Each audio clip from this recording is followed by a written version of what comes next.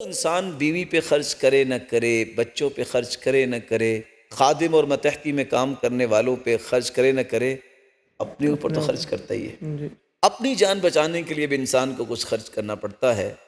فرمایا ان چار مدات میں کیا گیا خرچ قیامت کا دن ہوگا، نامہ اعمال میں بطور صدقہ لکھا ہوگا۔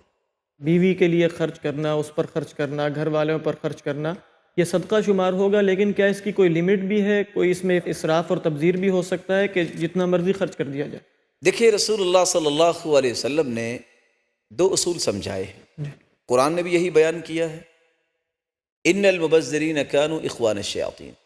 فضول خرچ، ضرورت سے زائد جو ہے چیز، وہ فضول خرچی میں آ جاتی فضول ہے۔ خرچ صحیح ہے۔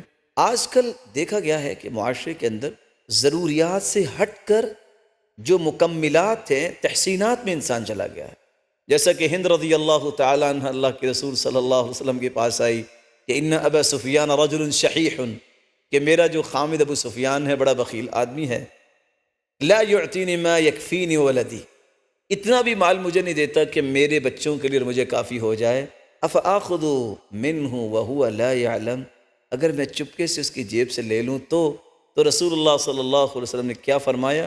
خذی ما یکفیکی وولدکی بالمعروف، تم معروف طریقے سے اتنے کو لے سکتی ہو کہ تم اپنی ضرورت اور بچوں کی ضرورت کو پورا کر سکتی ہو، اتنے بھی زیادہ نہ نکال لینا کہ وہ کسی لڑائی اور جھگڑے کا سبب بن جائے۔ رسول اللہ صلی اللہ علیہ وسلم نے ایک دوسری روایت میں فرمایا انفق علی عیالک من طولک، اصول دے دیے، جتنی تمہاری بساط ہے اس کے مطابق تم خرچ کرو۔ اور تیسری روایت کے الفاظ یہ ہے، اور یہ صحیح مسلم کی روایت میں سمجھتا ہوں کہ یہ ایک بہت بڑا پیغام ہے امت اسلامیہ کے لیے، کاش یہ صحیح مسلم کی روایت کسی کی سمجھ میں آ جائے، بہت سارے گھرانے اجڑنے سے بچ سکتے ہیں۔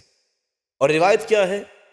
دینار انفقتہ فی سبیل اللہ ودینار تصدقت به علی مسکین ودینار انفقتہ فی رقبہ ودینار انفقتہ علی اہلک۔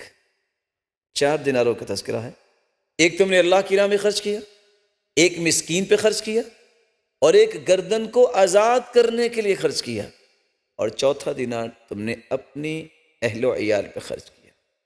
اب دیکھا جائے تو ان چاروں دیناروں میں کون سا دینار جو ضائع ہوا؟ کوئی بھی ضائع نہیں ہوا، سب اللہ کی راہ میں ہو گئے نا۔ بیوی پہ خرچ کیا گیا بھی صدقہ ہے، لیکن دیکھنا ہے کہ رزلٹ کیا ہے۔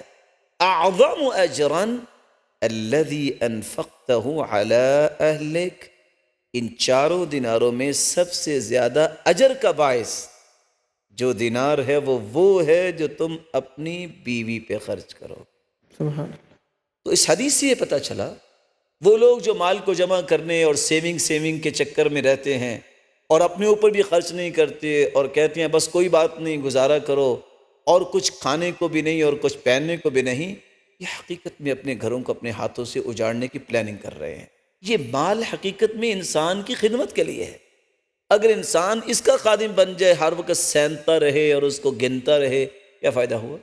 جو مال انسان کی خدمت نہیں کرتا وہ مال ہی نہیں ہے۔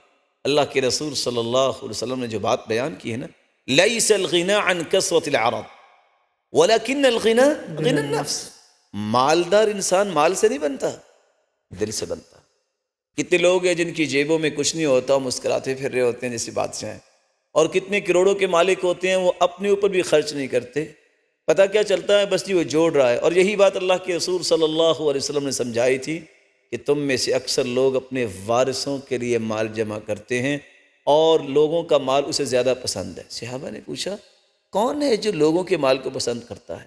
ما اکل فافنا او لبس فابلا او اعطى فاقتنى وما سوى ذلك فهو ذاهب وتاركه للناس، جو تم نے کھا لیا اور ہضم کر لیا، جو پہن لیا اور بوسیدہ کر لیا، جو اللہ کی راہ میں دے دیا اور جنت کما لی، باقی سارے کا سارا تو تم چھوڑ کے جانے والے ہو۔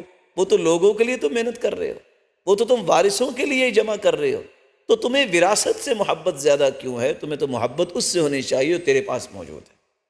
تو اللہ کے رسول صلی اللہ علیہ وسلم نے اسی لیے امت کو یہ ڈائریکشن دے دی ہے کہ یہ جو سنت کا پہلو تم نے اختیار کیا ہے، اس میں سنت طریقے سے ہی معاشرتی ماحول کو بہتر بنانے کے لیے، اپنے گھر کے ماحول کو خوبصورت بنانے کے لیے خرچ اخراجات میں نہ تو بخل کیا کرو اور نہ ہی اسراف کیا کرو۔